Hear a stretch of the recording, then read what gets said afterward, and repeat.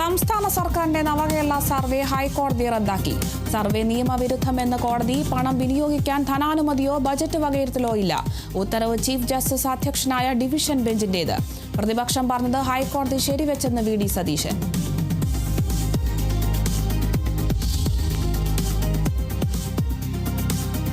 ആഗോള അയ്യപ്പ സംഗമത്തിന്റെ കണക്കുകളിലെ പൊരുത്തക്കേടിൽ പിഴവ് സമ്മതിച്ച് ദേവസ്വം ബോർഡ്.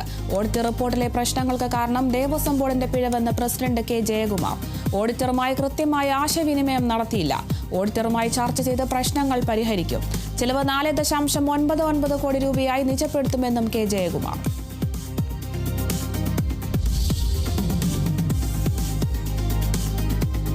ശബരിമല സ്വർണ്ണ കവർച്ചാ കേസിൽ നടൻ ജയറാമിനെ ചോദ്യം ചെയ്ത് ഇ.ഡി. ഇ.ഡിയുടെ ചോദ്യം ചെയ്യൽ നീണ്ടുനിന്നത് 3 മണിക്കൂർ. ചോദ്യം ചെയ്യൽ ഉണ്ണികൃഷ്ണൻ പോറ്റിയുമായുള്ള ബന്ധത്തിൽ വ്യക്തത വരുത്താൻ. പോറ്റിയുമായി സാമ്പത്തിക ഇടപാടുകളില്ല, സത്യം പുറത്തുവരട്ടെയെന്നും ജയറാം. മൊഴി പരിശോധിച്ച ശേഷം ആവശ്യമെങ്കിൽ വീണ്ടും വിളിപ്പിക്കുമെന്ന് ഇ.ഡി.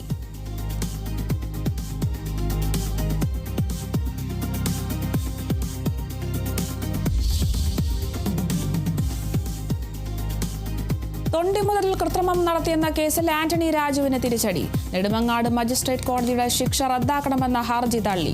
ഹർജി തള്ളിയത് തിരുവനന്തപുരം ജില്ലാ സെഷൻസ് കോടതി. കേസിൽ 3 വർഷത്തെ തടവും പിഴയും മജിസ്ട്രേറ്റ് കോടതി വിധിച്ചത്.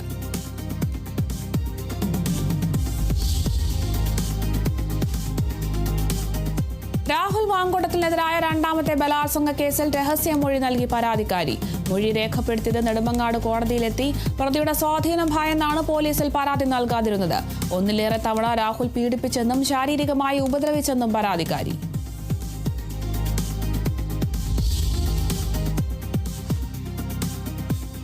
സംസ്ഥാനത്തെ ബാറുകളുടെ പ്രവർത്തന സമയം 2 മണിക്കൂർ കൂട്ടി. വിജ്ഞാപനം ഉടൻ പുറത്തിറങ്ങും. വിജ്ഞാപനം പുറത്തിറങ്ങിയാൽ പുതിയ സമയക്രമം പ്രാബല്യത്തിലാകും. ഇതോടെ ഇനി മുതൽ സംസ്ഥാനത്തെ ബാറുകൾ പ്രവർത്തിക്കുക രാവിലെ 10 മുതൽ രാത്രി 12 വരെ.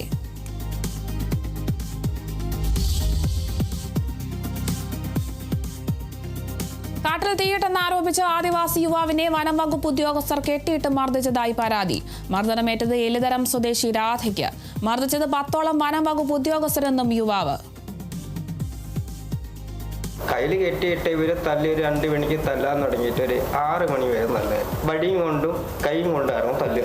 തീ വെച്ചു എന്ന് പറഞ്ഞിട്ടാണ് തല്ല്. ഞാനൊരു തെറ്റും ചെയ്തിട്ടില്ല. ഞാൻ കാട്ടിൽ പോയിട്ടുമില്ല. ജില്ലാ പോലീസ് മേധാവിക്ക് ഉൾപ്പെടെ പരാതി നൽകിയിട്ടും നടപടിയുണ്ടായില്ലെന്നും ആരോപണം.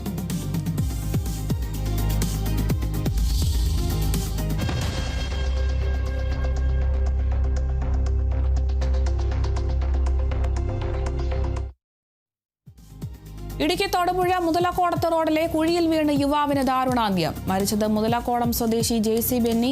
അപകടം കലുങ്ക് നിർമ്മാണത്തിനെടുത്ത കുഴിയിൽ വീണ്. 1 മാസമായി കുഴി മൂടിയില്ലെന്നും നാട്ടുകാർ. പൊതുമരാമത്ത് വകുപ്പ് ഓഫീസ് ഉപരോധിച്ച് നാട്ടുകാരുടെ പ്രതിഷേധം.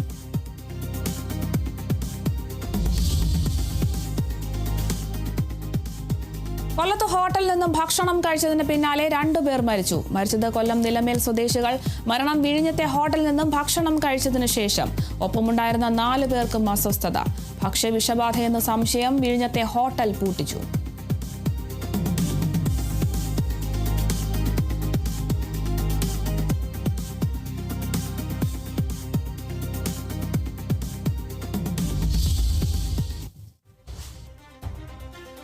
വാർത്തകൾ വിശദമായി. പ്രധാനപ്പെട്ട വാർത്തയിലേക്കാണ്. കോഴിക്കോട് ജയലക്ഷ്മി സിൽക്സിലുണ്ടായ തീപിടുത്തം നിയന്ത്രണ വിധേയം. 2.5 മണിക്കൂറോളം നീണ്ട പരിശ്രമത്തിനൊടുവിലാണ് തീ നിയന്ത്രണ വിധേയമാക്കിയത്. തീപിടുത്തത്തിന്റെ കാരണം വ്യക്തമല്ല. മന്ത്രി എ.കെ. ശശീന്ദ്രൻ സംഭവസ്ഥലം സന്ദർശിച്ചു. വിവരങ്ങളുമായി റിയാസ് KMR ചേരുന്നുണ്ട്. റിയാസ്, കോഴിക്കോടുണ്ടായ തീപിടുത്തം ഇപ്പോൾ നിയന്ത്രണ വിധേയമാക്കിയിട്ടുണ്ട്. 2.5 മണിക്കൂറോളം നീണ്ട പരിശ്രമത്തിനൊടുവിലൊക്കെയാണ് ഇപ്പോൾ നിയന്ത്രണ വിധേയമാക്കിയിരിക്കുന്നത്. വിവരങ്ങൾ എങ്ങനെയാണ്?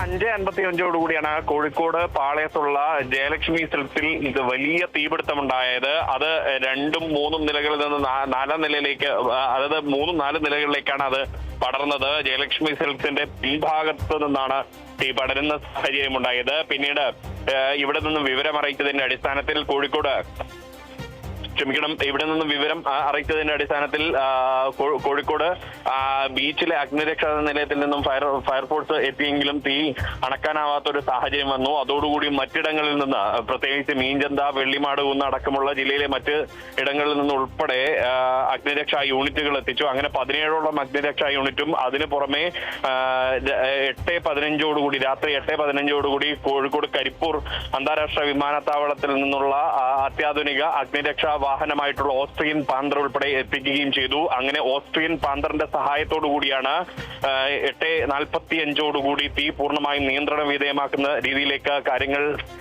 എത്തിയത്. വലിയൊരു പ്രയത്നമായിരുന്നു അഗ്നിരക്ഷാ സേനയെ സംബന്ധിച്ച് വന്നത്.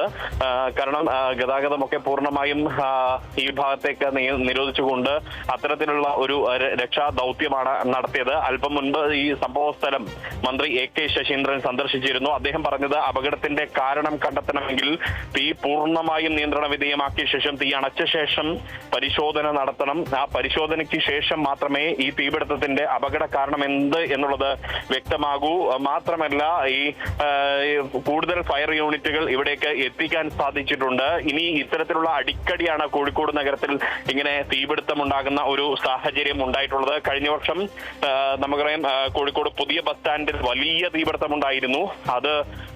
അതും അന്നും ഈ പറഞ്ഞ പോലെ കരിപ്പൂർ അന്താരാഷ്ട്ര വിമാനത്താവളത്തിൽ നിന്നുള്ള അഗ്നിരക്ഷാ വാഹനമായിട്ടുള്ള ഓസ്ട്രിയൻ പാന്തർ എത്തിച്ചാണ് ഏറ്റവും ഒടുവിൽ അത് തീ നിയന്ത്രണ വിധേയമാക്കാൻ കഴിഞ്ഞത്. സമാനമായ സാഹചര്യമാണ് ഇന്നും ഉണ്ടായിരിക്കുന്നത്.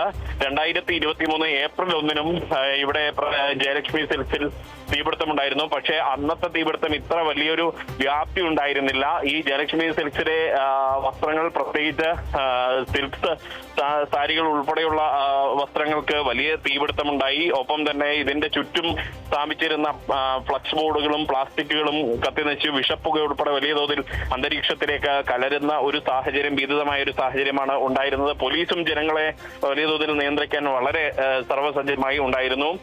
കോഴിക്കോട് മേയർ അടക്കമുള്ള ജനപ്രതിനിധികൾ ഉൾപ്പെടെ ഭരണപ്രതിപക്ഷ ആളുകൾ എത്തിയത്, വ്യാപാരി നേതാക്കളെല്ലാം തന്നെ ഇവിടേക്ക് എത്തിയിരുന്നു. നേരത്തെ തന്നെ വ്യാപാരി വ്യവസായ ഏകോപന സമിതി ഈ ഓസ്ട്രിയൻ പാന്തർ പോലുള്ള വിമാനത്താവളങ്ങളിലെ അത്യാധുനിക അഗ്നിരക്ഷാ വാഹനം, അതിന്റെ സൗകര്യം കോഴിക്കോട് നഗരത്തിൽ ഏർപ്പെടുത്തണമെന്നുള്ള ഒരു ആവശ്യം അവർ ഉന്നയിച്ചിരുന്നു. ഒപ്പം തന്നെ കോഴിക്കോട് ബീച്ച് അഗ്നിരക്ഷാ നിലയം ഇവിടെ നിന്ന് മാറ്റിയതിന്റെ ഒരു വലിയ പ്രതിസന്ധിയുണ്ട്. ഇപ്പോൾ നേരത്തെ പല യൂണിറ്റുകൾ ഉണ്ടായിരുന്ന കോഴിക്കോട് ബീച്ച് അഗ്നിരക്ഷാ നിലയത്തിൽ ഇപ്പോൾ കേവലം ഒരു ഷെഡും ഒരു യൂണിറ്റും മാത്രമാണുള്ളത്. അതും കോഴിക്കോട് നഗരഹൃദയത്തിൽ കാര്യമായ ഒരു അഗ്നിരക്ഷാ നിലയം ഇല്ല എന്ന പോരായ്മ കഴിഞ്ഞ വർഷത്തെ പുതിയ ബസ് സ്റ്റാൻഡിലെ തീപിടുത്തത്തിന്റെ വേളയിൽ തന്നെ മാധ്യമങ്ങൾ ഉൾപ്പെടെ ചൂണ്ടിക്കാട്ടിയിരുന്നു. അന്ന് ഇത്തരത്തിൽ ഈ ഓസ്ട്രിയൻ പാന്തർ അടക്കമുള്ള അത്യാധുനിക അഗ്നിരക്ഷാ വാഹനം വേണമെന്നൊരു ആവശ്യം വ്യാപാരി വ്യവസായ ഏകോപന സമിതി ഉൾപ്പെടെ ഉന്നയിച്ചിട്ടും ഒരു നടപടിയും സർക്കാരിന്റെ ഭാഗത്തുനിന്നോ മറ്റോ ഒന്നും ഉണ്ടായിട്ടില്ല. അതിന്റെ ഒരു തുടർച്ചയാണ് ഇത്തരത്തിലുള്ള തീപിടുത്തം ഇങ്ങനെ വലിയ തോതിൽ പടരാൻ കാരണമാകുന്നതെന്നൊരു ആക്ഷേപം നിലനിൽക്കുകയാണ്. കൂടാതെ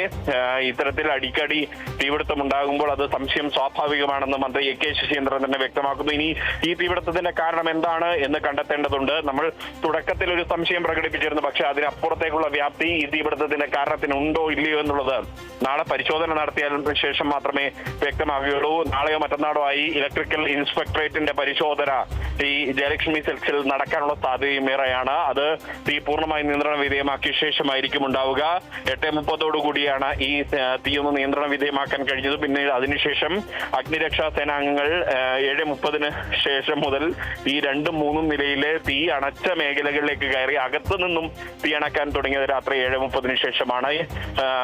ആ ഒരു നൈരന്തര്യമുള്ള ഇടപെടലുകൾ, മണിക്കൂറുകൾ നീണ്ട ആ ഒരു നിരന്തരമായ ഒരു പരിശ്രമം, ആ പരിശ്രമത്തിന്റെ തുടർച്ചയാണ് ഇപ്പോൾ തീ നിയന്ത്രണ വിധേയമാക്കാനെങ്കിലും അഗ്നിരക്ഷാ സേനയ്ക്ക് കഴിഞ്ഞത്.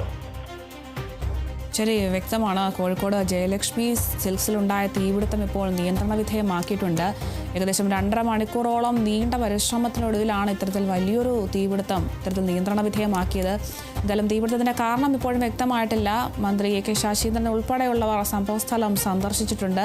തീ എന്തായാലും നിയന്ത്രണ വിധേയമാക്കിയിട്ടുണ്ട്. കൂടുതൽ വിവരങ്ങൾ നൽകിയത് റിയാസ് KMR ആണ്.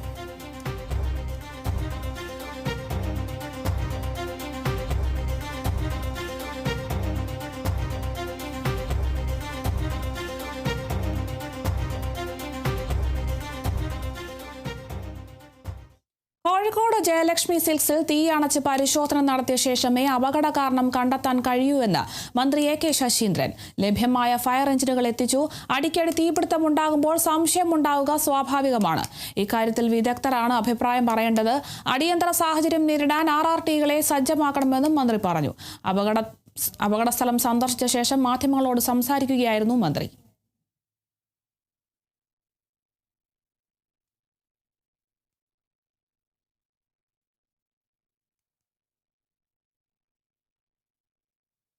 കണ്ണൂർ നരവൂർ തൈക്കണ്ടിയിൽ കടന്നൽ കുത്തേറ്റ് 64-കാരിക്ക് ദാരുണാന്ത്യം. കൂത്തുപറമ്പ് നരവൂരിലെ വനജയാണ് മരിച്ചത്. വൈകിട്ടോടെ തൈക്കണ്ടി മടപ്പുരയ്ക്ക് സമീപത്ത് വെച്ചാണ് കടന്നൽ കുത്തേറ്റത്.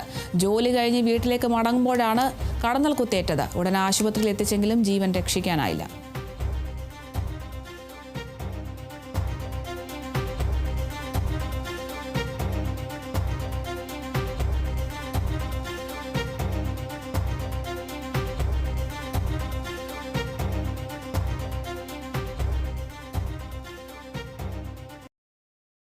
സംസ്ഥാന സർക്കാരിന്റെ നവകേരള സർവേ ഹൈക്കോടതി റദ്ദാക്കി. സർവേ നിയമവിരുദ്ധമാണെന്ന് ചൂണ്ടിക്കാട്ടിയാണ് ചീഫ് ജസ്റ്റിസ് അധ്യക്ഷനായ ബെഞ്ചിന്റെ ഉത്തരവ്. സർവേക്ക് വേണ്ടി പണം നീക്കിവെച്ചതിന് ധനകാര്യ അനുമതിയോ ബജറ്റ് വകയിരുത്തലോ ഇല്ലെന്ന് കോടതി വ്യക്തമാക്കി. വിവരങ്ങൾ ആന്റണി ജോർജ് നൽകും.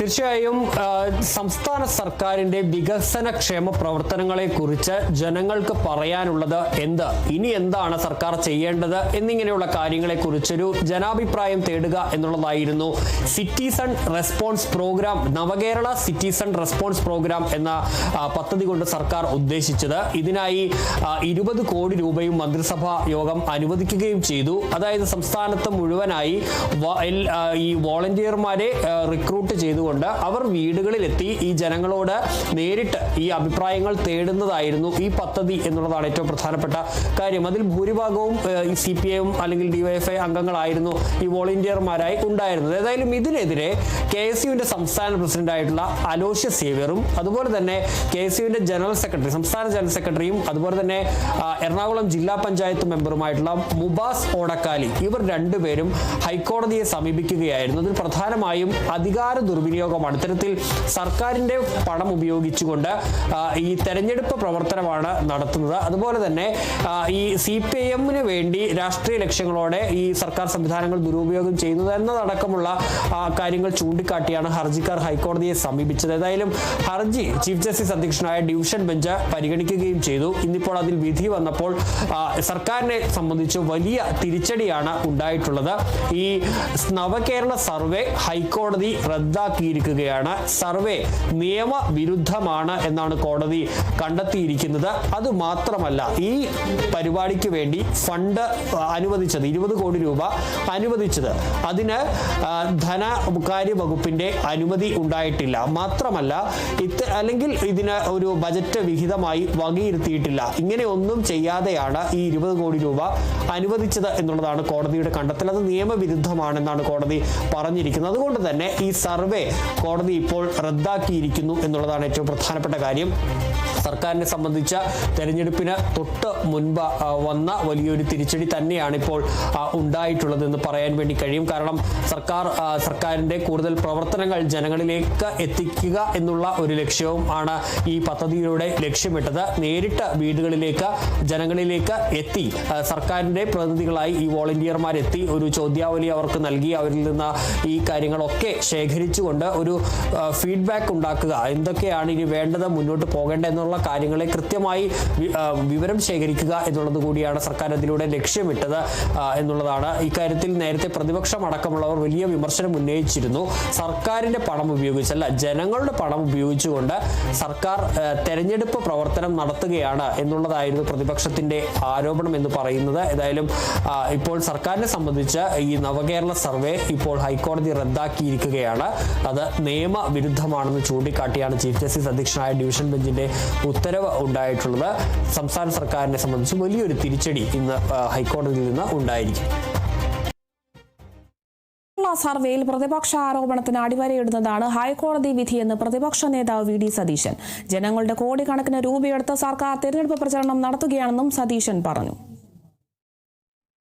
പ്രതിപക്ഷം വളരെ ഗൗരവത്തോടു കൂടി ഉന്നയിച്ച ഒരു ആരോപണം ഹൈക്കോടതി വിധിയോടുകൂടി അതിന്റെ അടിവരയിട്ടിരിക്കുകയാണ്. ഞാനും നിങ്ങളും അടയ്ക്കുന്ന നികുതി പണത്തിൽ നിന്നാണ് ഈ കോടിക്കണക്കിന് രൂപ. കേരളത്തിന്റെ ചരിത്രത്തിൽ ഇതുവരെ കാണാത്ത സാമ്പത്തിക പ്രതിസന്ധിയിലൂടെയാണ് പോകുന്നത്. ഇപ്പൊ ഫോറസ്റ്റ് ഡിപ്പാർട്ട്മെന്റിനോട് ഗവൺമെന്റ് പറഞ്ഞിരിക്കുകയാണ്, കോളനികൾ കയറി ഇറങ്ങി സർക്കാരിന്റെ നേട്ടങ്ങൾ വിശദീകരിക്കുകയാണ്. അത് ഫോറസ്റ്റ് ഉദ്യോഗസ്ഥന്മാരുടെ ജോലിയാണോ? അവർ വന്യജീവി ആക്രമണം തടയാൻ ഒന്നും ചെയ്യാത്ത ഫോറസ്റ്റ് ഡിപ്പാർട്ട്മെന്റ് സർക്കാരിന്റെ നേട്ടങ്ങൾ, അതായത് CPM-കാര് വീട്ടിൽ കൊണ്ടേ കൊടുക്കേണ്ട ട്രൈബൽ കോളനികളിൽ വിതരണം ചെയ്യിപ്പിക്കുക. ഇവർ ചെല്ലുമ്പോൾ തന്നെ പേടിയാണല്ലോ. തെരഞ്ഞെടുപ്പ് പ്രചരണത്തിന് വേണ്ടി സർക്കാർ സംവിധാനങ്ങളെ ദുരുപയോഗം ചെയ്യുന്നതിനുള്ള കനത്ത തിരിച്ചടിയാണ്. സർക്കാരിന്റെ കരണത്തേറ്റ അടിയാണ് ഹൈക്കോടതി വിധിയെന്ന് കോൺഗ്രസ് നേതാവ് രമേശ് ചെന്നിത്തല. ഇതിലും വലിയ അടി ഇനി കിട്ടാനില്ല. കോടതി തീരുമാനത്തെ സ്വാഗതം ചെയ്യുന്നുവെന്നും ചെന്നിത്തല പറഞ്ഞു. സർക്കാരിന്റെ കരണത്തേറ്റ ഒരു അടിയാണ്. ഇതിൽ കൂടുതൽ വലിയൊരു അടി അടുത്ത കാലത്ത് ഇങ്ങനെ ലഭിക്കാനില്ല. ഞങ്ങൾ തുടങ്ങിയപ്പോൾ തന്നെ പറഞ്ഞതല്ലേ, ഇത് രാഷ്ട്രീയമാണ്. ഇതിനുവേണ്ടി സന്നദ്ധ സംഘടനകളെ ഉണ്ടാക്കി CPM-ന്റെ താഴെ തലത്തിലുള്ള പ്രവർത്തകരെ കൂടി സർക്കാർ ഉദ്യോഗസ്ഥന്മാരോടൊപ്പം ചേർത്ത് നവകേരള സർവേ നടത്താൻ തീരുമാനിച്ചു. രാഷ്ട്രീയ പ്രചരണമായിരുന്നു. തെരഞ്ഞെടുപ്പിന് വേണ്ടിയിട്ടുള്ള പ്രവർത്തനം സർക്കാർ ഉദ്യോഗസ്ഥന്മാരെ കൊണ്ട് നടത്തിക്കാനായിരുന്നു ശ്രമം. കോടതിയുടെ തീരുമാനത്തെ ഞാൻ സ്വാഗതം ചെയ്യുന്നു. സർക്കാരിന്റെ പണം ഉപയോഗിച്ച് സർക്കാർ ഉദ്യോഗസ്ഥന്മാരെ കൊണ്ട് പാർട്ടിക്ക് വേണ്ടി വിടുപണി ചെയ്യിക്കുന്ന ജോലിയാണ് ഇവർ ഏറ്റെടുത്തത്. നാണം കെട്ട പരിപാടിയല്ലേ അവർ ചെയ്യാൻ തീരുമാനിച്ചത്? മണിശങ്കരയ്യരെ വിലയ്ക്ക് വാങ്ങിയിരിക്കുകയാണ്, ഒരു സംശയവും വേണ്ട. കോൺഗ്രസിന് എതിരാളികൾ ആരുണ്ടോ അവർക്ക് സപ്പോർട്ട് ചെയ്യുന്ന ജോലിയാണുള്ളത്. എന്താണെങ്കിലും അത് അദ്ദേഹത്തിന്റെ ഒരു സ്ഥിരം പരിപാടിയാണിത്. കേരളത്തിലെ ജനങ്ങൾക്ക് മണിശങ്കരയ്യർ ആരാണെന്ന് പോലും അറിയത്തില്ല. അപ്പൊ അതുകൊണ്ട് വലിയ പ്രശ്നങ്ങളില്ല. ശബരിമല സ്വർണ്ണ കവർച്ച കേസിൽ നടൻ ജയറാമിന്റെ ചോദ്യം ചെയ്യൽ പൂർത്തിയായി. കൊച്ചി ED ഓഫീസിലായിരുന്നു ചോദ്യം ചെയ്യൽ. ശബരിമലയിൽ തട്ടിപ്പ് നടന്നിട്ടുണ്ടെങ്കിൽ സത്യം പുറത്തു വരണമെന്ന് ജയറാം പറഞ്ഞു. വിവരങ്ങളുമായി D ബിനോയ് ചേരും. ബിനോയ്, ശബരിമല സ്വർണ്ണ കവർച്ച കേസിൽ നടൻ ജയറാമിന്റെ ചോദ്യം ചെയ്യലൊക്കെ പൂർത്തിയായിട്ടുണ്ട്. കൂടുതൽ വിവരങ്ങൾ എങ്ങനെയാണ്? രാവിലെ 11 മണിയോടുകൂടിയ ചോദ്യം ചെയ്യൽ ഏകദേശം 3 മണിവരെ നീണ്ടു എന്ന് തന്നെ പറയാൻ കഴിയും. കാരണം നേരത്തെ തന്നെ നോട്ടീസ് നൽകിയാണ് ജയറാമിനെ കൊച്ചിയിലേക്ക് വിളിച്ചു വരുത്തിയത്. SITക്ക് അദ്ദേഹം നേരത്തെ മൊഴി നൽകിയിരുന്നു. അതിന് തൊട്ടു പിന്നാലെയാണ് ED സാമ്പത്തിക ഇടപാടുകളുമായി ബന്ധപ്പെട്ട കാര്യങ്ങളെക്കുറിച്ച് ചോദ്യം ചെയ്യുന്നതിന് വേണ്ടി ജയറാമിനെ കൊച്ചിയിലെ ED ഓഫീസിലേക്ക് വിളിച്ചു വരുത്തിയത്. രാവിലെ എത്തിയ മുതൽ തന്നെ ശബരിമലയുമായി ബന്ധപ്പെട്ട് ഈ സ്വർണ്ണക്കവർച്ച കേസിൽ തനിക്കറിയാവുന്ന എല്ലാ കാര്യങ്ങളും EDക്ക് മുന്നിൽ വ്യക്തമാക്കും എന്ന് ജയറാം പറഞ്ഞിരുന്നു.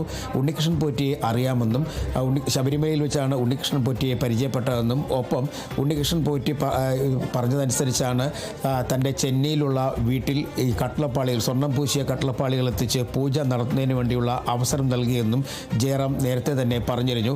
അത് മാത്രവുമല്ല, ഇന്ന് കൃത്യമായും അല്ലെങ്കിൽ ചോദ്യം ചെയ്യപ്പെട്ട പ്രധാന വിഷയം ശബരിമലയുമായി ബന്ധപ്പെട്ട സാമ്പത്തിക ഇടപാടുകൾ ഏതെങ്കിലും തരത്തിൽ ഉണ്ണികൃഷ്ണൻ പോറ്റിയുമായി ഉണ്ടോ, അങ്ങനെയാണെങ്കിൽ അത് ഏത് തരത്തിലുള്ള ഇടപാടുകളാണ് എന്ന കാര്യങ്ങൾ അറിയുന്നതിന് വേണ്ടിയാണ് ആയിരുന്നു. പ്രത്യേകിച്ചും ED അന്വേഷിക്കുന്നത് ശബരിമല സ്വർണ്ണപ്പാളി വിവാദവുമായി ബന്ധപ്പെട്ടുള്ള കള്ളപ്പണം വെളുപ്പിക്കൽ എന്ന കാര്യത്തെക്കുറിച്ചാണ്. അതുകൊണ്ട് തന്നെയാണ് ജയറാമിനെയും ചോദ്യം ചെയ്യാൻ വേണ്ടി ED വിളിപ്പിച്ചത്. ഉണ്ണികൃഷ്ണൻ പാറ്റിയുമായി ഏകദേശം 10 വർഷത്തിലധികമുള്ള ബന്ധമുണ്ടെന്ന് ജയറാം തന്നെ നേരത്തെ വെളിപ്പെടുത്തിയിരുന്നു. അതിൻ്റെ അടിസ്ഥാനത്തിലായിരുന്നു ചോദ്യം ചെയ്യൽ. ചെന്നൈയിലുള്ള സ്മാർട്ട് ക്രിയേഷൻസിൽ കട്ടളപ്പാളികൾ സ്വർണം പൂശുന്നതിന് വേണ്ടി എത്തിച്ചിരുന്നു. അതിനുശേഷം സ്വർണം പൂശൽ ചടങ്ങ് പൂർത്തിയായതിനു ശേഷമായിരുന്നു ചെന്നൈയിലെ ജയറാമിൻ്റെ വീട്ടിലെത്തിച്ച് പൂജ നടത്തിയത്. നേരത്തെ SITക്കും അദ്ദേഹം മൊഴി നൽകിയിരുന്നു. ഇതെല്ലാം ഇത്തരം കാര്യങ്ങൾ ഉൾപ്പെടെയുള്ള ഒരു വ്യക്തത വരുത്തുന്നതിന് വേണ്ടിയായിരുന്നു EDക്ക് മുന്നിലേക്ക് ജയറാം എത്തിയതും EDക്ക് മുന്നിൽ കൃത്യമായി വിവരങ്ങൾ നൽകി എന്നുള്ളതാണ് നമുക്ക് മനസ്സിലാക്കാൻ കഴിയുന്നത്. കാരണം അദ്ദേഹം പറഞ്ഞു, കഴിഞ്ഞ 50 വർഷമായി ശബരിമലയിൽ പോകുന്ന ഒരു ഭക്തനെന്ന നിലയ്ക്ക് ശബരിമലയുമായി ബന്ധപ്പെട്ട് ഏതെങ്കിലും തരത്തിലുള്ള മോഷണമോ കൊള്ളയോ നടന്നിട്ടുണ്ടെങ്കിൽ അത് കണ്ടെത്തണം. താൻ അല്ലെങ്കിൽ ആരുമായും ഒരു വിധത്തിലുള്ള അവിഹിത ഏർപ്പാടുകൾ തനിക്കില്ല. ശബരിമല ഭക്തൻ എന്ന നിലയ്ക്കാണ് ശബരിമലയിൽ പോയതും ദർശനം നടത്തിയതെന്നും അദ്ദേഹം വ്യക്തമാക്കിയിരുന്നു. അത് നേരത്തെ തന്നെ അദ്ദേഹം പറയുകയും ചെയ്തിട്ടുണ്ട്. എന്തായാലും EDയുടെ മുന്നിൽ കൃത്യമായ വിവരങ്ങൾ നൽകി എന്നുള്ളതാണ് നമുക്ക് മനസ്സിലാക്കാൻ കഴിയുന്നത്. ഇതിൽ പ്രധാനമായും അന്വേഷിക്കുന്നത് ED നടത്തുന്ന അന്വേഷണം ഈ ഏതെങ്കിലും തരത്തിലുള്ള സാമ്പത്തിക ഇടപാടുകളെക്കുറിച്ചാണ്. നേരത്തെ തന്നെ ശബരിമലയുമായി ബന്ധപ്പെട്ട് ബംഗളൂരു, ചെന്നൈ കേന്ദ്രീകരിച്ച് ചില സാമ്പത്തിക ഇടപാടുകൾ നടന്നിട്ടുണ്ട് എന്ന് എന്ന് കണ്ടെത്തിയിരുന്നു. എന്നാൽ ഇതിൽ ഏതെങ്കിലും തരത്തിൽ ഉണ്ണികൃഷ്ണൻ പോറ്റിയുടെ സാമ്പത്തിക ഇടപാടുകളെക്കുറിച്ച് ജയറാമിന് അറിയാൻ കഴിയുമോ എന്നുള്ള വിവരങ്ങൾ കൂടി അന്വേഷിക്കുകയായിരുന്നു പ്രധാന ലക്ഷ്യം. എന്തായാലും ഏകദേശം 4 മണിക്കൂറോളം നീണ്ടുനിന്ന ചോദ്യം ചെയ്യൽ അവസാനിച്ചു എന്ന് തന്നെ നമുക്ക് പറയാൻ കഴിയും.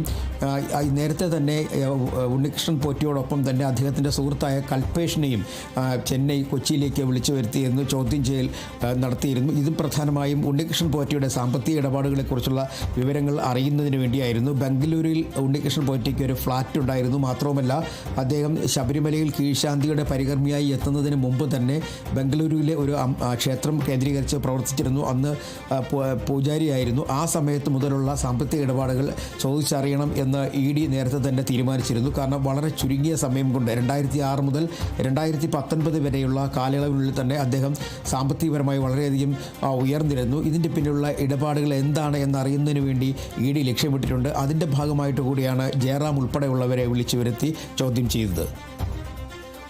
ശരി, വ്യക്തമാണ്. ശബരിമല സ്വർണ്ണ കവർച്ച കേസിലാണ് ഇപ്പോൾ നടൻ ജയറാമിന്റെ ചോദ്യം ചെയ്യൽ പൂർത്തിയായിരിക്കുന്നത്. കൊച്ചിയിലെ ED ഓഫീസിലായിരുന്നു ചോദ്യം ചെയ്തിരുന്നത്.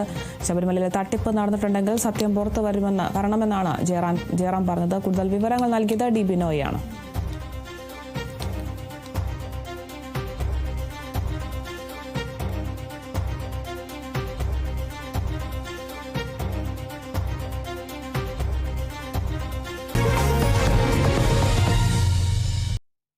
ശബരിമല യുവതീ പ്രവേശനത്തിൽ കോടതി സർക്കാരിനോട് അഭിപ്രായം ചോദിച്ചിട്ടില്ല എന്നും മന്ത്രി P രാജീവ്.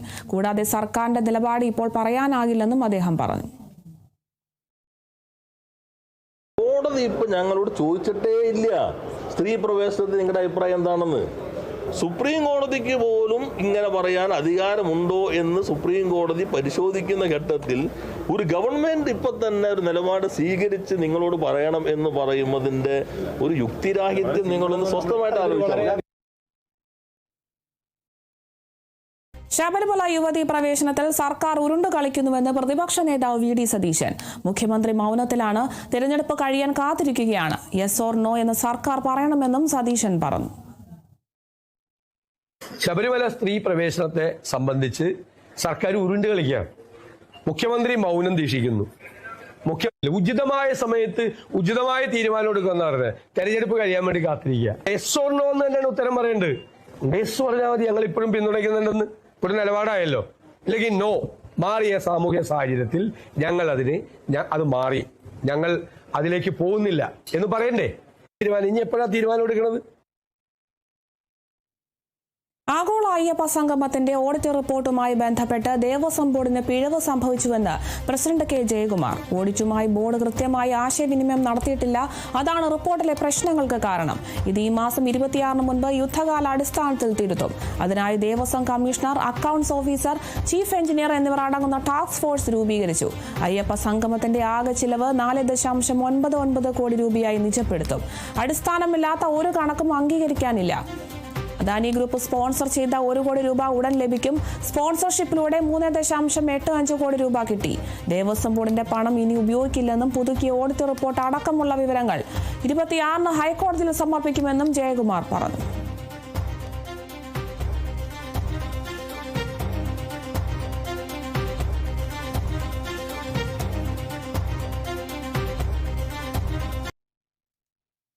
ചലച്ചിത്ര അക്കാദമി മുൻ ചെയർമാനും നടനുമായ പ്രേംകുമാർ കോൺഗ്രസ് വേദിയിലെത്തി.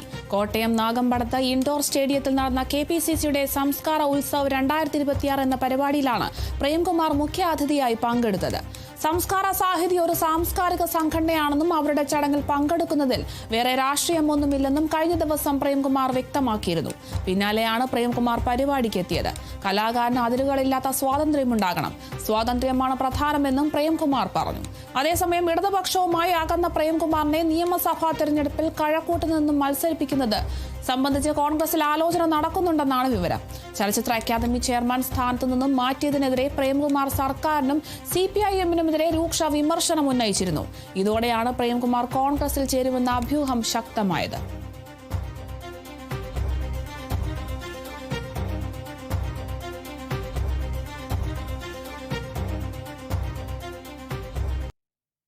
നടൻ പ്രേംകുമാറിന് CPIM-മായി ബന്ധമില്ലെന്ന് പാർട്ടി ജനറൽ സെക്രട്ടറി MA ബേബി.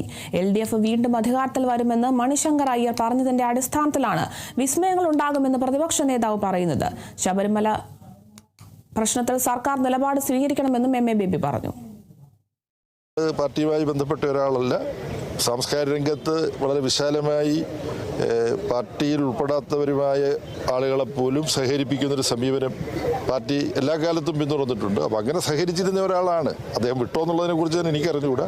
കോൺഗ്രസിൻ്റെ സമുന്നതനായ നേതാവ് ശ്രീ മണിശങ്കർ അയ്യർ പറഞ്ഞു, കേരളത്തിൽ ഇടതുപക്ഷ ജനാധിപത്യ മുന്നണിയുടെ ഭരണം വീണ്ടും വരാനാണ് സാധ്യത. അത് മുൻകൂട്ടി കണ്ടിട്ടായിരിക്കും ഒരു പക്ഷേ VD സതീശൻ അങ്ങനെ വിസ്മയങ്ങൾ കേരളത്തിലുണ്ടാവും എന്ന് പറഞ്ഞെന്നാണ് എനിക്ക് തോന്നുന്നത്.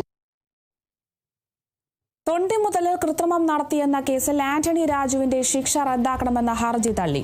തിരുവനന്തപുരം സെഷൻസ് കോടതിയാണ് ഹർജി തള്ളിയത്. നെടുമങ്ങാട് മജിസ്ട്രേറ്റ് കോടതി വിധി റദ്ദാക്കണമെന്നാവശ്യപ്പെട്ടാണ് ആന്റണി രാജു ഹർജി നൽകിയിരുന്നത്. ഹർജിയിൽ വാദം തുടരുമെങ്കിലും ശിക്ഷ റദ്ദാക്കണമെന്ന ആവശ്യം കോടതി തള്ളുകയായിരുന്നു.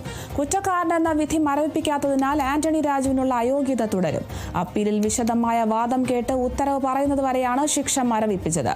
ലഹരി വസ്തുവുമായി പിടിക്കപ്പെട്ട ഓസ്ട്രേലിയൻ പൗരൻ സാൽവദോർ സാർലിയെ രക്ഷപ്പെടുത്താൻ വിചാരണ സമയത്ത് തൊണ്ടി മുതലായ അടിവസ്ത്രത്തിൽ കൃത്രിമം കാട്ടിയെന്നായിരുന്നു കേസ്.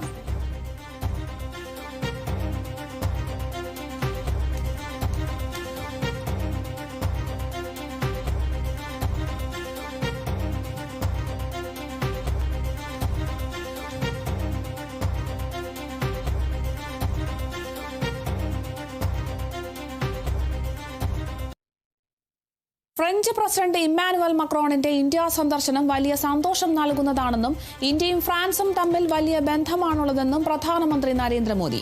ഇമ്മാനുവൽ മക്രോണിനൊപ്പം സംയുക്ത വാർത്താ സമ്മേളനത്തിൽ സംസാരിക്കുകയായിരുന്നു പ്രധാനമന്ത്രി നരേന്ദ്രമോദി. ഫ്രാൻസിൽ ഇന്ത്യയുടെ സ്പെഷ്യൽ ഗ്ലോബൽ സ്ട്രാറ്റജിക് പാർട്ണറാണെന്നും മോദി പറഞ്ഞു. ഉദ്ഘാടനം ചെയ്ത H-125 ഹെലികോപ്റ്റർ വിദേശ രാജ്യങ്ങളിലേക്ക് കയറ്റി അയക്കും. ഇന്ത്യയും ഫ്രാൻസും തമ്മിലുള്ള വ്യാപാരത്തിന് ഒരു തടസ്സവുമില്ല. ഫ്രാൻസുമായുള്ള സ്വതന്ത്ര വ്യാപാര കരാർ വലിയ വഴിത്തിരിവായി. ഒറ്റയ്ക്ക് നിൽക്കുമ്പോഴല്ല, കൈകോർക്കുമ്പോഴാണ് പുതിയ കണ്ടുപിടുത്തങ്ങൾ ഉണ്ടാകുന്നതെന്നും മോദി പറഞ്ഞു. ഇന്ത്യ ആതിഥേയത്വം വഹിക്കുന്ന ദില്ലിയിൽ നടക്കുന്ന പ്രഥമ ആഗോള AI ഉച്ചകോടിക്ക് എത്തിയതാണ് ഇമ്മാനുവൽ മക്രോൺ. ദില്ലിയിലെ ഭാരത് മണ്ഡപത്തിലാണ് AI ഉച്ചകോടി.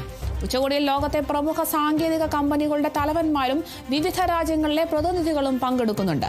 UK, ദക്ഷിണ കൊറിയ, ഫ്രാൻസ് എന്നീ രാജ്യങ്ങൾക്ക് ശേഷം AI ഉച്ചകോടിക്ക് വേദിയാകുന്ന രാജ്യമായി ഇന്ത്യ മാറി. വികസ്വര രാജ്യങ്ങളുടെ കൂട്ടായ്മയിൽ നടക്കുന്ന ആദ്യ ഉച്ചകോടി കൂടിയാണിത്.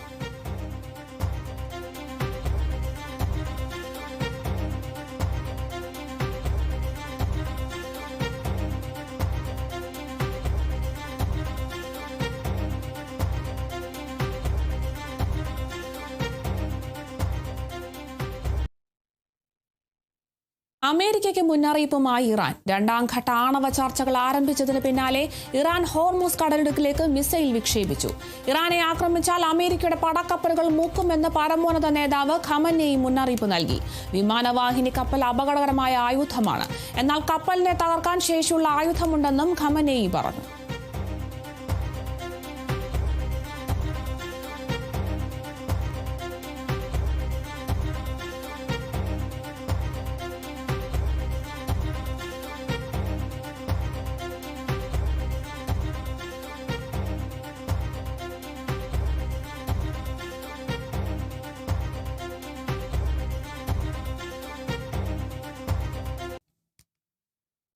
ബംഗ്ലാദേശ് പ്രധാനമന്ത്രി നരേന്ദ്രമോദി ഈ മാസം അവസാനം ഇസ്രയേൽ സന്ദർശിക്കും. 25-26 തീയതികളിലായാണ് മോദിയുടെ സന്ദർശനം. ഇസ്രയേൽ പാർലമെന്റിനെ മോദി അഭിസംബോധന ചെയ്യും. ഇസ്രയേൽ പ്രധാനമന്ത്രി ബെഞ്ചമിൻ നെതന്യാഹു ആണ് ഇക്കാര്യം അറിയിച്ചത്. പ്രധാനമന്ത്രിയായതിനു ശേഷമുള്ള മോദിയുടെ രണ്ടാമത്തെ ഇസ്രയേൽ സന്ദർശനമാണിത്.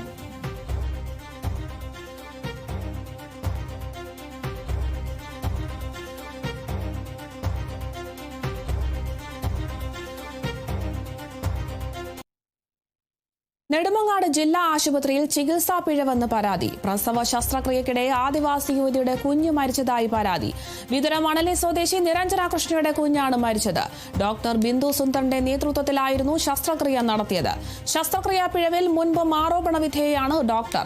സംഭവത്തിന് പിന്നാലെ പ്രതിഷേധവുമായി വിവിധ രാഷ്ട്രീയ പാർട്ടികൾ പ്രതിഷേധവുമായി രംഗത്ത് വന്നു. ആശുപത്രിയിൽ നിന്നും പോലീസിന്റെ സഹായത്തോടെ പുറത്തിറങ്ങിയ ഡോക്ടറെ കോൺഗ്രസ് പ്രവർത്തകർ റോഡിൽ തടഞ്ഞ് പ്രതിഷേധിച്ചു. അതേസമയം ഡോക്ടറെ സസ്പെൻഡ് ചെയ്യാനുള്ള നടപടി സ്വീകരിക്കുമെന്ന് RDO അറിയിച്ചു. എന്നാൽ ഓർഡർ പുറത്തു വരുന്നതുവരെ സമരം തുടരാനാണ് പ്രതിഷേധക്കാരുടെ തീരുമാനം. നേരത്തെ വിതുര സ്വദേശിനിയായ ഹസ്ന ഫാത്തിമയുടെ പ്രസവ ശസ്ത്രക്രിയക്കിടെ ഉണ്ടായ ചികിത്സാ പിഴവിൽ ആരോപണ വിധേയയാണ് ബിന്ദു സുന്ദർ.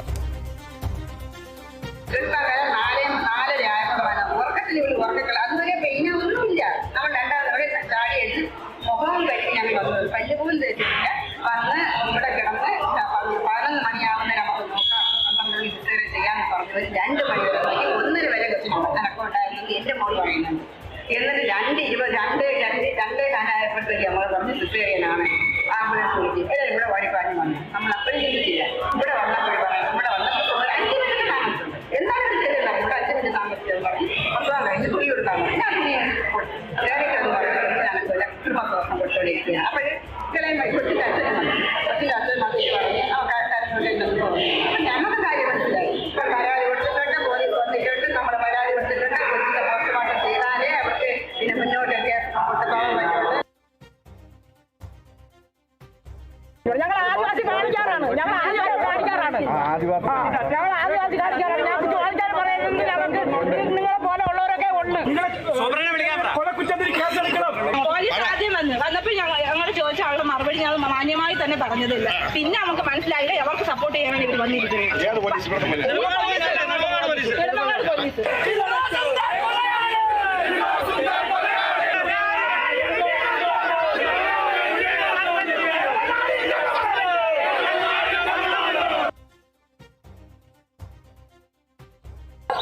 പിന്നെ എപ്പോഴെ കഴിഞ്ഞിട്ട് അച്ഛൻ്റെ കാര്യം പറഞ്ഞു കൊച്ചിന് കൊടുത്തേക്കില്ല. കുഴപ്പമില്ല, കുറച്ച് നോക്കി നോക്കാം. കണ്ടപ്പോഴേ എനിക്ക് മനസ്സിലായി. ഞാൻ ഇറങ്ങി വന്നപ്പോഴത്തേക്ക് പറഞ്ഞു പിന്നെ ഇനി നിങ്ങൾ നോക്കുന്നത് ഞാൻ മണ്ടനല്ലെന്ന്. ഒരു നിസ്സാരം പോലെ ഒന്ന് പറഞ്ഞു മനസ്സിലായി. ആ കുഞ്ഞിൻ്റെ നമ്മൾ എത്ര നാളുകൊണ്ട് നിസ്സാരം പോലെ അങ്ങ് പറഞ്ഞു കളയുന്നത്. അവർക്കൊരു കൂട്ടലുമില്ല. ഒരു പട്ടിക്കുഞ്ഞ ഒരു പൂറ്റക്കുഞ്ഞ തന്നെ വഴിയിൽ ചത്ത് കിടക്കുന്നുണ്ട്. നമ്മൾ കണ്ടാൽ പാടിയെങ്കിലും മനസ്സിലായിരിക്കും. ഇതൊരു ലാഭമില്ല. എന്തോ പിന്നെ ചെയ്ത് ഇതേപോലെ കൊന്ന എക്സ്പീരിയൻസ് ഉള്ളവരാണ് ഇവർ പറയുന്നത്.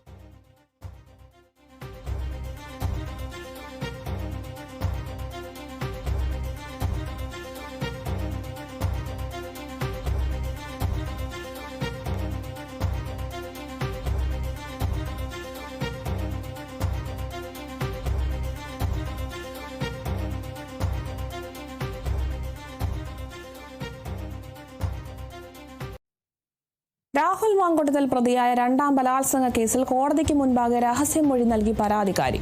തിരുവനന്തപുരത്തെ ഒരു കോടതിയിൽ വെച്ചാണ് മജിസ്ട്രേറ്റ് രഹസ്യമൊഴി രേഖപ്പെടുത്തിയത്. പ്രതിയുടെ സ്വാധീനം ഭയന്നാണ് പോലീസിൽ പരാതി നൽകാതിരുന്നത്. എന്നാൽ തന്റെ പരാതി കള്ളമാണെന്ന് രാഹുൽ മാധ്യമങ്ങളോട് പറഞ്ഞതിന് പിന്നാലെയാണ് പരാതിയുമായി മുന്നോട്ട് പോയത്. മാങ്കൂട്ടത്തിലിനെ നേരത്തെ അറിയാവുന്ന യുവതി മാങ്കൂട്ടത്തിലുമായി വിവാഹാലോചന നടത്തുകയും സൗഹൃദത്തിലാവുകയും തുടർന്ന് ഔട്ട് ഹൌസിലേക്ക് കൂട്ടിക്കൊണ്ടുപോയി ബലാത്സംഗം ചെയ്തുവെന്നായിരുന്നു പരാതി. പരാതിയുടെ അടിസ്ഥാനത്തിൽ കേസ് രജിസ്റ്റർ ചെയ്യുകയും പിന്നീട് കേസിൽ ജില്ലാ പ്രിൻസിപ്പൽ സെഷൻസ് കോടതി ജാമ്യം അനുവദിക്കുകയും ചെയ്തിരുന്നു. ജാമ്യം റദ്ദാക്കണമെന്നാവശ്യപ്പെട്ട് പ്രോസിക്യൂഷൻ ഹൈക്കോടതിയെ സമീപിച്ചിട്ടുണ്ട്. മാധ്യമങ്ങൾക്ക് മുന്നിൽ തന്നെ മോശമായി ചിത്രീകരിക്കുകയും പരാതി വ്യാജമാണെന്ന് പറയുകയും ചെയ്തതിന് പിന്നാലെയാണ് നിയമ നടപടിയുമായി മുന്നോട്ട് പോകാൻ തീരുമാനിച്ചതെന്ന് പരാതിക്കാരി മൊഴി നൽകിയിരിക്കുന്നത്. ഒരു തവണ മാത്രമാണ് ഔട്ട് ഹൌസിൽ കൊണ്ടുപോയി പീഡിപ്പിച്ചതെന്നായിരുന്നു പരാതി. എന്നാൽ ഇതുകൂടാതെ 2 തവണ കൂടി തന്നെ ശാരീരികമായി ഉപദ്രവിച്ചെന്നുമാണ് പരാതിക്കാരി മൊഴി നൽകിയിരിക്കുന്നത്.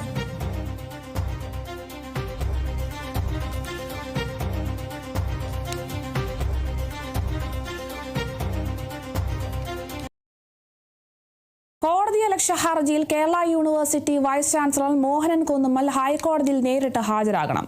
യൂണിവേഴ്സിറ്റി മുൻ രജിസ്ട്രാർ KS അനിൽകുമാർ നൽകിയ കോടതിയലക്ഷ്യ ഹർജിയിലാണ് കോടതിയുടെ നിർദ്ദേശം. അനിൽകുമാറിനെ സസ്പെൻഡ് ചെയ്ത നടപടി പുനഃപരിശോധിക്കാൻ സിൻഡിക്കേറ്റിനോട് കോടതി നിർദ്ദേശിച്ചിരുന്നു. സിൻഡിക്കേറ്റ് തീരുമാനം പുനഃപരിശോധിച്ചെങ്കിലും VC അംഗീകരിച്ചില്ല. തുടർന്ന് VCക്കെതിരെ രജിസ്ട്രാർ കോടതിയലക്ഷ്യ ഹർജി നൽകുകയായിരുന്നു. VCക്കെതിരെ കോടതിയലക്ഷ്യം നിലനിൽക്കുമെന്ന് നിരീക്ഷിച്ചാണ് കോടതിയുടെ ഉത്തരവ്.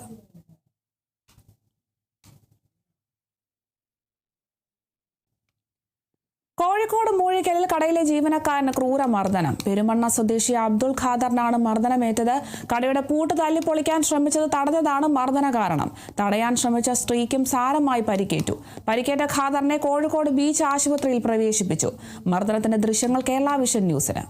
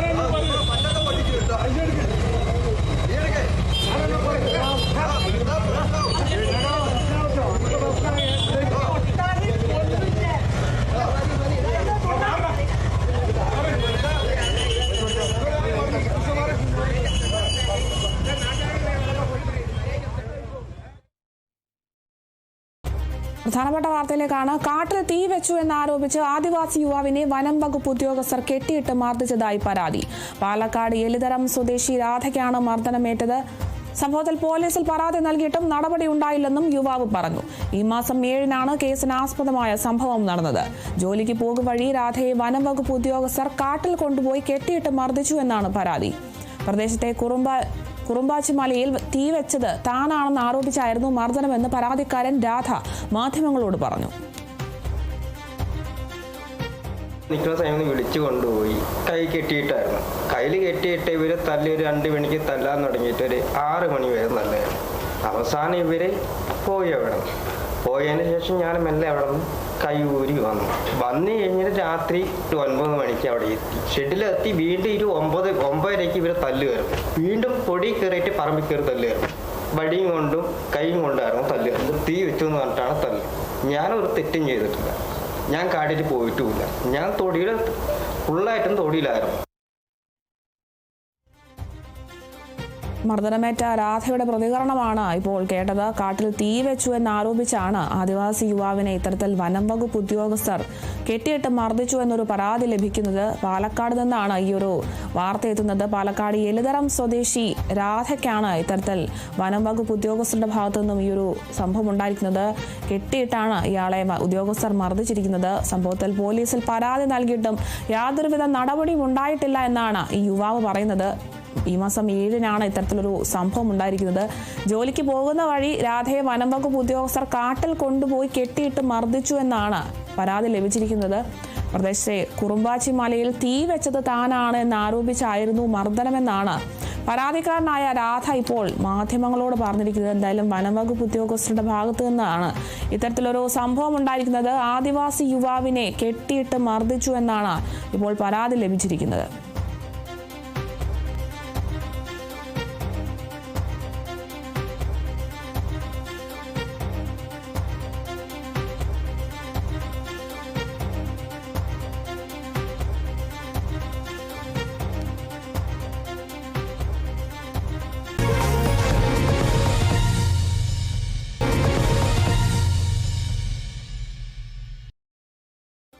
കൊല്ലത്ത് ഹോട്ടലിൽ നിന്നും ഭക്ഷണം കഴിച്ചതിന് പിന്നാലെ ഒരു കുടുംബത്തിലെ 2 പേർ മരിച്ചു. നിലമേർ സ്വദേശികളായ റഷീദ ബീവി, മരുമകൻ ഷാജി എന്നിവരാണ് മരിച്ചത്. ഇവർ ഉൾപ്പെടുന്ന 6-അംഗ കുടുംബം കഴിഞ്ഞ ദിവസം രാത്രി വിഴിഞ്ഞത്തെ അസ്മ ഹോട്ടലിൽ നിന്നും ഭക്ഷണം കഴിച്ചിരുന്നു. മീൻ വിഭവങ്ങളാണ് കഴിച്ചത്. ഹോട്ടലിൽ നിന്നും ഇറങ്ങിയ ഉടൻ തന്നെ ഛർദിയും അവശതയും അനുഭവപ്പെടുകയും തുടർന്ന് ആശുപത്രിയിൽ പ്രവേശിപ്പിക്കുകയുമായിരുന്നു. ഷാജിയുടെ ഭാര്യയും ആശുപത്രിയിൽ ചികിത്സയിൽ കഴിയുകയാണ്. 2 മക്കളും കൂടെ ഉണ്ടായിരുന്നുവെങ്കിലും ഇവർക്ക് ആരോഗ്യ പ്രശ്നങ്ങൾ ഉള്ളതായി റിപ്പോർട്ട് ചെയ്തിട്ടില്ല. അതേസമയം ശാസ്ത്രീയ പരിശോധന നടത്തിയ ശേഷമേ ഭക്ഷ്യവിഷബാധയാണോ മരണകാരണമെന്ന് സ്ഥിരീകരിക്കാൻ കഴിയൂവെന്ന് പോലീസും ആരോഗ്യ വകുപ്പ് അധികൃതരും അറിയിച്ചു. സംശയത്തിന്റെ അടിസ്ഥാനത്തിൽ പോലീസ് ഹോട്ടൽ പൂട്ടി. ഇവിടെ 9 മണിക്ക് നിലമേലിരുന്ന് പോയതാ. ഇവിടെ 11-11 എത്തിയപ്പോൾ പുട്ട് കളിഞ്ച് കാണാത്ത ഒരെണ്ണം മേടിച്ച്, മീൻ മുട്ട മേടിച്ച്, അപ്പം മേടിച്ച്, പൊറോട്ട മേടിച്ച്. നമുക്കൊന്നും പ്രശ്നമില്ല. അമ്മ വരുമ്പോൾ നെഞ്ച് വേദന എന്ന് പറഞ്ഞ് നാക്ക് കിടന്ന് തളർന്ന് പിന്നെ വെള്ളം ചോദിച്ച്, വെള്ളം അപ്പം കടയില്ലായിരുന്നു. കുറേ നേരം വന്നപ്പോൾ കട്ടൻ ചായ മേടിച്ചു കൊടുത്ത്. പിന്നെ അവിടെ നിന്ന് മട്ടപ്പള്ളിക്കാരൻ സർത്തിച്ച്, അതായത് ഷാജിങ് ആള് സർത്തിച്ച്, അങ്ങനെ ആട്ടിയങ്ങാളിൽ പയ്യന്മാർ 5-6 പയ്യന്മാരുണ്ട്. അത് നമ്മൾ എന്തൊരു പ്രശ്നം കാണി അവർ വന്ന് അങ്ങനെ നിലമേൽ വണ്ടിയിൽ നമ്മൾ ആക്കിയതാണ്. കൊല്ലം നിലമേലിൽ ഹോട്ടലിൽ നിന്ന് ഭക്ഷണം കഴിച്ചതിന് പിന്നാലെ ഒരു കുടുംബത്തിലെ 2 പേർ മരിച്ച സംഭവത്തിൽ ഫുഡ് സേഫ്റ്റി കമ്മീഷണറോട് റിപ്പോർട്ട് തേടിയിട്ടുണ്ടെന്ന് ആരോഗ്യമന്ത്രി വീണ ജോർജ് പറഞ്ഞു. ഭക്ഷ്യവിഷബാധയുടെ കാരണം എന്താണെന്നുള്ളതിൽ വകുപ്പിനും സ്ഥിരീകരണമില്ലെന്നും ഉടൻ പരിശോധിച്ച് റിപ്പോർട്ട് ലഭിക്കുമെന്ന് പ്രതീക്ഷിക്കുന്നുവെന്നും മന്ത്രി പറഞ്ഞു. മത്സ്യം കഴിച്ചതാണ് എന്നുള്ളതാണ് വാർത്തയിൽ കണ്ടത്. അങ്ങനെയാണെങ്കിൽ മത്സ്യം കഴിച്ച മറ്റുള്ളവർക്കുണ്ടോ, അങ്ങനെയുള്ള ബാക്കി വിശദാംശങ്ങളൊക്കെ എടുക്കണമല്ലോ. അപ്പോൾ ഈ ഘട്ടത്തിൽ എന്താണെന്നുള്ളത് വകുപ്പിന് സ്ഥിരീകരണമില്ല. അപ്പോൾ അതിൻ്റെ പരിശോധനയുടെ അടിസ്ഥാനത്തിൽ മാത്രമാണത് പറയാനായിട്ട് കഴിയുക. എന്തായാലും അവിടെ രാവിലെ തന്നെ ഓഫീസേഴ്സ് എത്തി അതിൻ്റെ നടപടികൾ സ്വീകരിച്ചിട്ടുണ്ട്. കണ്ണൂർ സയൻസ് പാർക്കിന്റെയും IT പാർക്കിന്റെയും ശിലാസ്ഥാപനം മുഖ്യമന്ത്രി പിണറായി വിജയൻ നിർവഹിച്ചു. ചടങ്ങിൽ നിയമസഭാ സ്പീക്കർ AN ഷംസീർ വിശിഷ്ടാതിഥിയായി. 50 ഏക്കർ വിസ്തൃതിയിൽ 600 കോടി രൂപ ചെലവഴിച്ച് അന്താരാഷ്ട്ര നിലവാരത്തിലുള്ള ഗവേഷണ കേന്ദ്രങ്ങളാണ് അഞ്ചരക്കണ്ടി ചെറിയ വളപ്പിൽ ഒരുങ്ങുന്നത്. ബയോ പ്രോസസിംഗ്, ബയോ പ്രോസ്പെക്ടിംഗ് തുടങ്ങിയ മേഖലകളിലെ ലോകത്തെ മികച്ച ശാസ്ത്രജ്ഞരും കമ്പനികളും എത്തിച്ചേരുന്ന ഇടമായി പാർക്ക് മാറും. ഉന്നത വിദ്യാഭ്യാസ രംഗത്തെ ഗവേഷണങ്ങളെ വ്യവസായ മേഖലയുമായി ബന്ധിപ്പിക്കുക എന്നതാണ് ഈ പദ്ധതിയുടെ പ്രധാന ലക്ഷ്യം. 4000-ലധികം പേർക്ക് പാർക്ക് നേരിട്ട് തൊഴിൽ നൽകും. ആഗോള ജീവശാസ്ത്ര ഗവേഷണ മേഖലയിലെ മുൻനിര കമ്പനികളെ കേരളത്തിലേക്ക് ആകർഷിക്കുന്നതിലൂടെ നേരിട്ടും പരോക്ഷമായും ലക്ഷക്കണക്കിന് തൊഴിലവസരങ്ങൾ സൃഷ്ടിക്കപ്പെടും. ശാസ്ത്ര സാങ്കേതിക രംഗത്തെ വളർച്ചയെ സാമൂഹിക പുരോഗതിക്കായി പ്രയോജനപ്പെടുത്താൻ LDF സർക്കാർ പ്രതിജ്ഞാബദ്ധമാണ്. രാജ്യത്തെ ആദ്യ ടെക്നോ പാർക്കും ആദ്യ ഡിജിറ്റൽ യൂണിവേഴ്സിറ്റിയും സ്ഥാപിച്ച് മാതൃകയായ കേരളം ഇപ്പോൾ 4 സയൻസ് പാർക്കുകളിലൂടെ വിജ്ഞാന വ്യവസായങ്ങളുടെ ഹബ്ബായി മാറുകയാണെന്നും മുഖ്യമന്ത്രി പിണറായി വിജയൻ പറഞ്ഞു.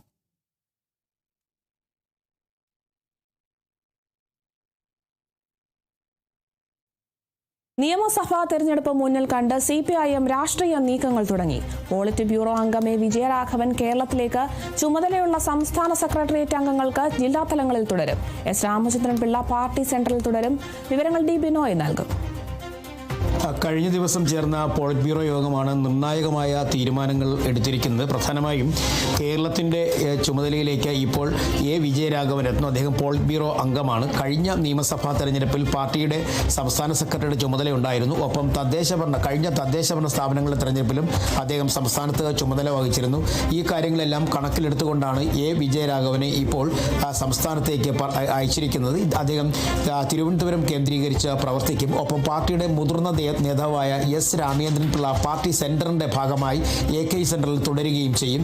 ഇത്തരത്തിൽ 2 പ്രധാനപ്പെട്ട തീരുമാനങ്ങളാണ് പോളിറ്റ് ബ്യൂറോ കൈക്കൊണ്ടിരിക്കുന്നത്. അതായത് രാഷ്ട്രീയപരമായുള്ള നിർണായകമായ തീരുമാനങ്ങൾ എടുക്കുന്നത് സംബന്ധിച്ച് ഈ 2 പേർക്കും പങ്കുണ്ടാകും. ഇത് കൂടാതെ പാർട്ടിയുടെ സംസ്ഥാന സെക്രട്ടേറിയറ്റ് അംഗങ്ങൾക്ക് ഓരോ ജില്ലകളുടെയും ചുമതല നൽകിയിട്ടുണ്ട്. ആ അംഗങ്ങൾ അതത് ജില്ലകളിൽ തുടരും.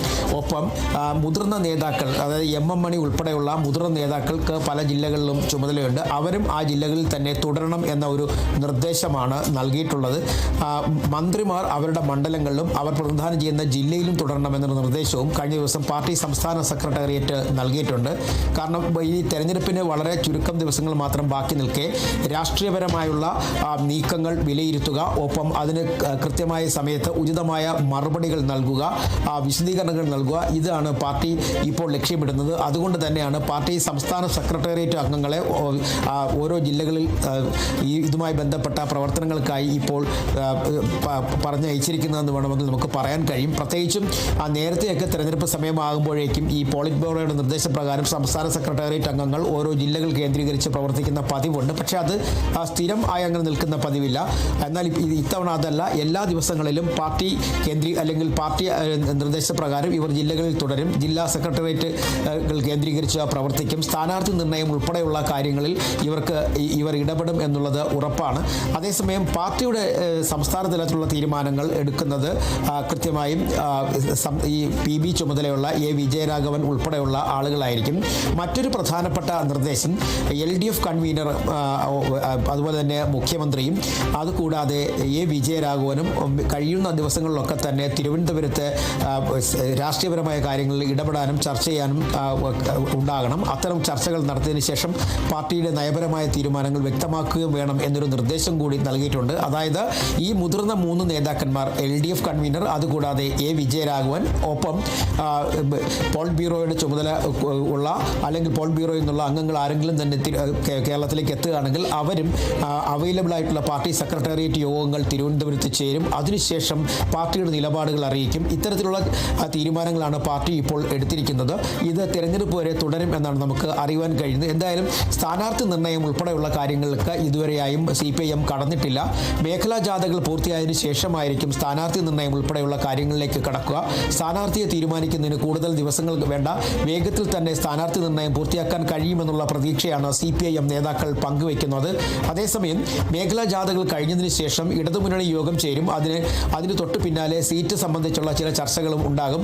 ചില രാഷ്ട്രീയ പാർട്ടികൾക്ക് അല്ലെങ്കിൽ LDFിലെ ഘടകകക്ഷികൾക്ക് ചില സീറ്റുകൾ വച്ചുമാറണം എന്നൊരു നിർദ്ദേശം അവർ നേരത്തെ തന്നെ ഇടതുമുന്നണിയിൽ ഉന്നയിച്ചിരുന്നു. അതിൻ്റെ അടിസ്ഥാനത്തിൽ സീറ്റുകൾ വല്ലതും വച്ചുമാറണമെന്നുണ്ടെങ്കിൽ തന്നെ അതുമായി ബന്ധപ്പെട്ട ചർച്ചകൾ പൂർത്തിയാക്കിയതിനു ശേഷമായിരിക്കും CPIMന്റെ സ്ഥാനാർത്ഥി നിർണ്ണയ ചർച്ചകളിലേക്ക് കടക്കുക.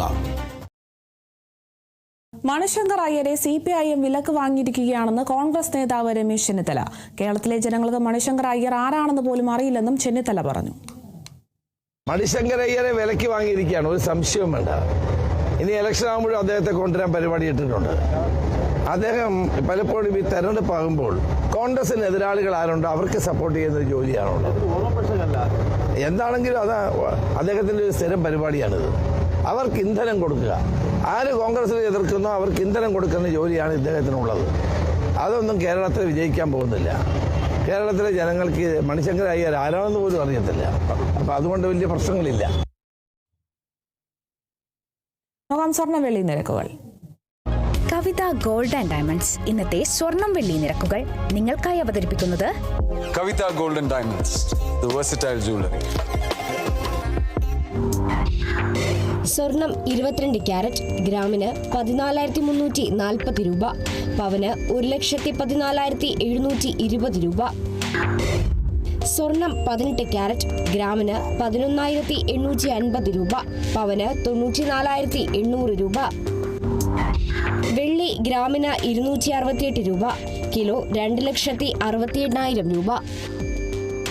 കവിത ഗോൾഡ് ആൻഡ് ഡയമണ്ട്സ് ഇന്നത്തെ സ്വർണം വെള്ളി നിരക്കുകൾ നിങ്ങൾക്കായി അവതരിപ്പിച്ചത് Kavitha gold and diamonds, the versatile jewellery. Muslim ലീഗിനും ന്യൂനപക്ഷ വിഭാഗങ്ങൾക്കുമെതിരെ വീണ്ടും SNDP യോഗം general secretary Vellappally Natesan. Muslim league അധികാരത്തിൽ കടന്നുകയറി കിട്ടാവുന്നതെല്ലാം സ്വന്തമാക്കിയെന്നും കിട്ടിയതൊന്നും പോരാ എന്നതാണ് അവരുടെ നിലപാട്. ഭൂരിപക്ഷ സമുദായം വൈകാതെ ന്യൂനപക്ഷമാകുന്ന അവസ്ഥയാണ്. മുസ്ലിം ലീഗ് നേതാക്കളുടെ പ്രസ്താവന ഭൂരിപക്ഷത്തിനുള്ള മുന്നറിയിപ്പാണ്. അടികൊള്ളാൻ പിന്നോക്കക്കാർ, അധികാരത്തിലേറാൻ മറ്റുള്ളവരെന്നതാണ് സ്ഥിതി. ഈഴവർ ഉൾപ്പെടെ സമുദായ ചിന്തയില്ല. ഈഴവർ ഉൾപ്പെടെ ഭൂരിപക്ഷ ജനങ്ങൾ തമ്മിൽ തല്ലി നശിക്കുകയാണ്. നിയമസഭാ തിരഞ്ഞെടുപ്പിൽ അർഹമായ പ്രാധാന്യം നൽകണം, ഇല്ലെങ്കിൽ ചോദിച്ചു വാങ്ങണമെന്നും SNDP യോഗത്തിന്റെ മുഖമാസികയായ യോഗനാഥത്തിൽ എഴുതിയ ലേഖനത്തിൽ വെള്ളാപ്പള്ളി നടേശൻ വിമർശിക്കുന്നു. BJPക്കെതിരെ തൃശൂർ മണ്ഡലത്തിൽ മത്സരിക്കുമെന്ന് മുൻ ജില്ലാ ഓഫീസ് സെക്രട്ടറി തിരൂർ സതീഷ്. പാർട്ടി നേതൃത്വത്തിലെ കള്ളപ്പണക്കാരെയും കുഴൽപ്പണക്കാരെയും തുറന്നുകാട്ടുന്നതിനാണ് മത്സരമെന്നും BJP പ്രവർത്തകർ ഇപ്പോഴും തന്നെ വിളിക്കുന്നുണ്ടെന്നും അദ്ദേഹം പറഞ്ഞു. തൃശൂർ മണ്ഡലത്തിൽ BJPക്ക് ഒരു വിജയ സാധ്യതയുമില്ലെന്നും അദ്ദേഹം കൂട്ടിച്ചേർത്തു. BJPക്ക് ഒരു കാരണവശാലും തൃശ്ശൂർ വിജയ സാധ്യത കാണുന്നില്ല. തൃശ്ശൂർ വിജയ സാധ്യത കാണുന്നുണ്ടെങ്കിൽ കഴിഞ്ഞ കോർപ്പറേഷൻ തെരഞ്ഞെടുപ്പിൽ അത് പ്രതിഫലിക്കേണ്ടതായിരുന്നു. BJPയുടെ പഴയകാല പ്രവർത്തകരും ഇപ്പോൾ എന്നോടൊപ്പം ഉണ്ടായിരുന്ന പ്രവർത്തകരും എന്നോടൊപ്പം ഇപ്പോഴും ഉണ്ട്. തീർച്ചയായിട്ടും അവർ ഞാൻ നേരിൽ കാണാറുണ്ട്, ഫോണിൽ സംസാരിക്കാറുണ്ട്. എല്ലാ കാര്യങ്ങളും അവർക്ക് ബോധ്യപ്പെട്ടാണ്. അവരും കൂടി തീരുമാനത്തിന്റെ അടിസ്ഥാനത്തിലായിരിക്കും എൻ്റെ സ്ഥാനാർത്ഥി. ജനങ്ങളുടെ മുന്നിൽ ഈ കള്ളപ്പണത്തിന്റെ കാര്യങ്ങൾ ഒന്നുകൂടി ഞാൻ തുറന്ന് വ്യക്തതയിൽ ഞാൻ പറയാനായിട്ട് ആഗ്രഹിക്കുന്നുണ്ട്. അത് പൊതുസമൂഹത്തിന് മുന്നിൽ ഞാൻ അവതരിപ്പിക്കും. പൊതുസമൂഹം ആ രീതിയിൽ ചിന്തിച്ചിട്ട് ഞാൻ വോട്ടൊക്കെ ചെയ്യുള്ളൂ. തൃശൂർ അന്തിക്കാട് പുള്ള് താമരപ്പാടം ഷാപ്പിൽ ഭക്ഷണം കഴിക്കാനെത്തിയ യുവതിക്കും സുഹൃത്തിനും നേരെ ആക്രമണം നടന്നതായി പരാതി. സംഭവത്തിൽ തൃശൂർ ദിവാഞ്ചിമൂല സ്വദേശികളായ ഷാനിബ്, കളിയാട്ടുപറമ്പിൽ വീട്ടിൽ അൽത്താഫ് എന്നിവരെ പോലീസ് അറസ്റ്റ് ചെയ്തു. വടൂക്കര സ്വദേശിയായ അലനും സുഹൃത്തായ യുവതിയും ഷാപ്പിൽ ഭക്ഷണം കഴിക്കാനെത്തിയ സമയത്ത് അലന്റെ പേരുള്ള പഴയ ക്രിമിനൽ കേസുകളെക്കുറിച്ച് പ്രതികൾ സംസാരിക്കാൻ തുടങ്ങിയപ്പോൾ കേസുകളെക്കുറിച്ച് പറയണ്ട എന്ന് യുവതി വിലക്കിയതിലുള്ള വൈരാഗ്യത്തിൽ പ്രതികൾ ഇരുവരെയും മർദ്ദിക്കുകയായിരുന്നു.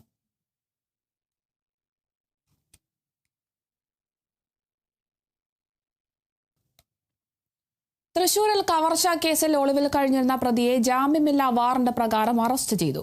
മതിൽമൂല സ്വദേശി ജിഷ്ണുവാണ് അറസ്റ്റിലായത്.